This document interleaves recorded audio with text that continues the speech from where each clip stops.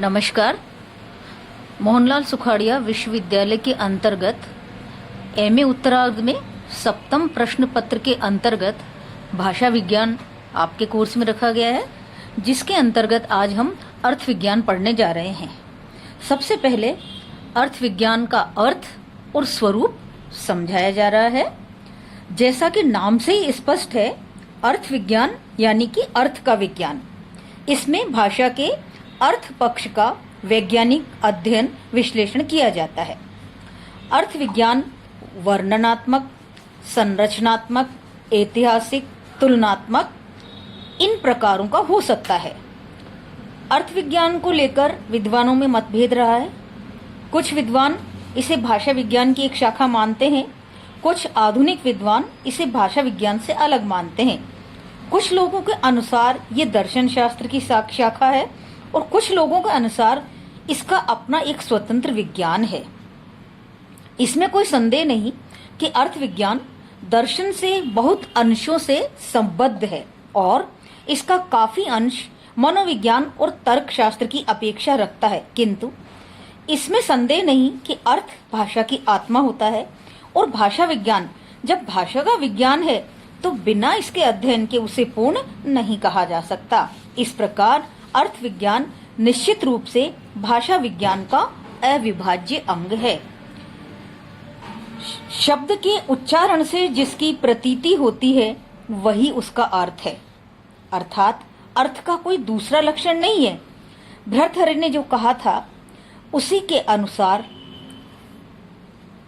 स्थान पर ठीक होते हुए भी कुछ आलोचना की अपेक्षा रखती है। प्रश्न ये है, क्या अर्थ केवल शब्द का ही होता है? जैसे राम मारे शर्म के पानी पानी हो गया, तो यहाँ पानी पानी जो शब्द तो नहीं है, किंतु यहाँ अर्थ की अपेक्षित प्रतीति केवल पानी शब्द से नहीं हो सकती, पानी पानी होना से ही हो सकती है।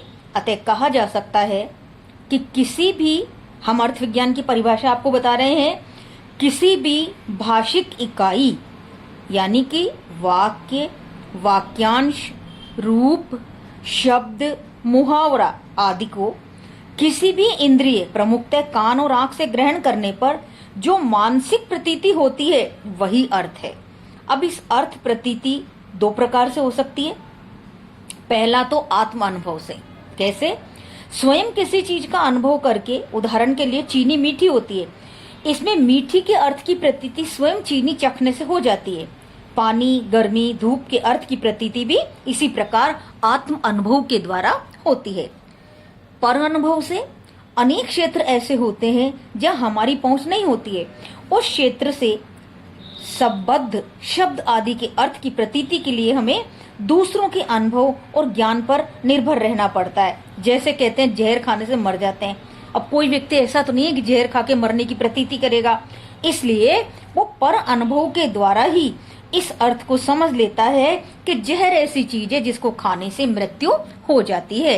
अर्थात आपको ये समझाया गया है कि अर्थ की प्रतीति दो प्रकार से होती है, आत्म अनुभव से और पर अनुभव से। और आपको अर्थ विज्ञान की परिभाषा बताई गई है कि अर्थ किसी भी भाषिक इकाई को किसी भी इंद्रिय से जब ग्रहण करने पर जो मानसिक प्रतीति होती है उसे हम अर्थ कहते हैं। अब हम आपको ये बता रहे हैं कि शब्द और अर्थ का क्या संबंध होता है। भाषा में ये प्रश्न अनादिकाल से उठता रहा है कि शब्द और अर्थ का क्या संबंध है। क्यों पानी कहने से पानी का ही बोध होता है, मिट्टी या काठ का नहीं? क्या पानी शब्द और पानी द्रव्य का कोई संबंध है? हम पहले जब भाषा विज्ञान की परिभाषा पढ़ी थी हमने, तब हमने आपको समझाया था भाषा यादृच्छिक ध्वनि प्रतीकों की व्यवस्था है। इसका अर्थ यह है भाषा के शब्द प्रतीक हैं। कुछ अपवादों को छोड़ दें तो शब्द और अर्थ का कोई स्वाभाविक और सहज संबंध नहीं है।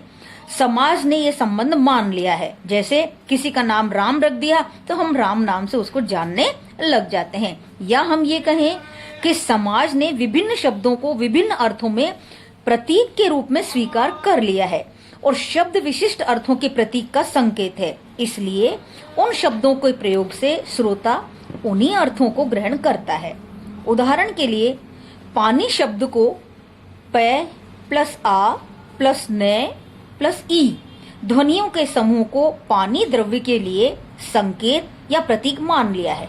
इसलिए पानी कहने से उसी का बोध होता है, किसी और चीज का नहीं।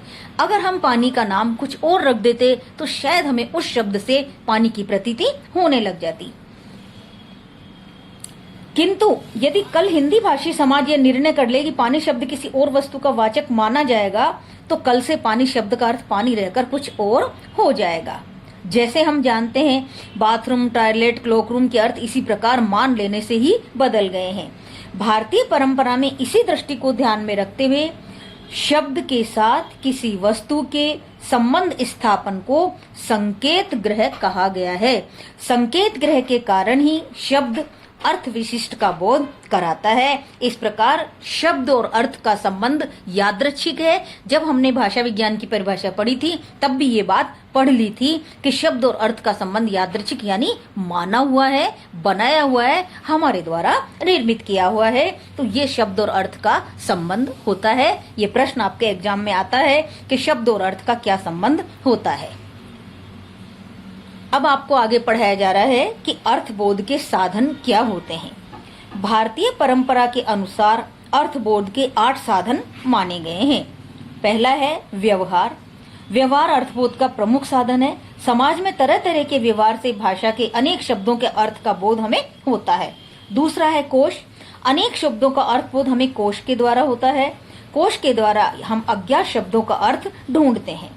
व्याकरण।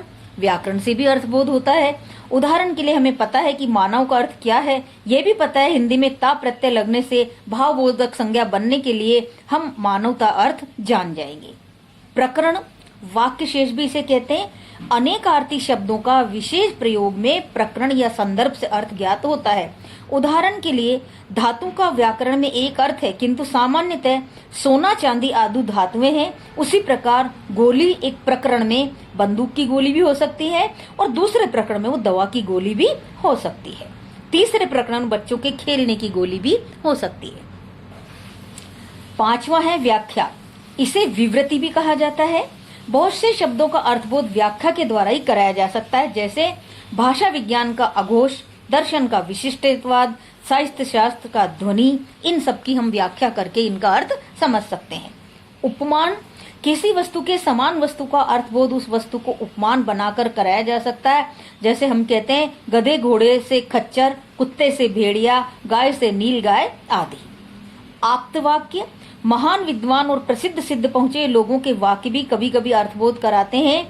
आस्थावान लोगों को ईश्वर, स्वर्ग, नर्क, आत्मा, पुनर्जन्म जैसे शब्दों का अर्थबोध धर्म ग्रंथों से होता है। ज्ञात का सानिध्य। ज्ञात शब्दों के सानिध्य से भी कभी कभी अज्ञात शब्द का अर्थबोध हो जाते हैं। उदाहरण के लिए एक वाक्य लें कि बासमती का भात और श्याम जीरा से अच्छा होता है। इस वाक्य का पाठक बासमती और भात के सानिध्य से समझ जाएगा कि श्याम जीरा किसी चावल का नाम होता है। बलाघात से भी ओढ़ना और ओढ़ना, ओढ़ना और ओढ़ना दोनों का अर्थ केवल हमारे बोलने से पता चल जाएगा कि एक का मतलब रजाई या चादर ओढ़ने से है और दूसरा का मतलब ओढ़ना यानी कि साड़ी से है। सुर लहर मतलब जिस तरह से हम मुद्रा, चेष्टा आदि बनाकर बोलते हैं। मोहन गया, ये प्रश्न है कि क्या मोहन चला गया क्या। और दूसरा अगर हम कहें मोहन गया तो इसका मतलब है कि हम बता रहे हैं कि मोहन जा चुका है। अनुवाद से कई अन्य साधनों से भी अर्थबोध होता है। जैसे अंग्रेजी से अगर हिंदी हमें जानने तो अनुवाद के द्वारा हम अर्थ जानते हैं। अर्थ विज्ञान में यूं तो अर्थ संबंधी अनेक विषयों पर विचार किया जाता है। यहाँ पर हमने इन 11 विचारों के द्वारा आपको बताया है कि ये अर्थबोध के साधन है।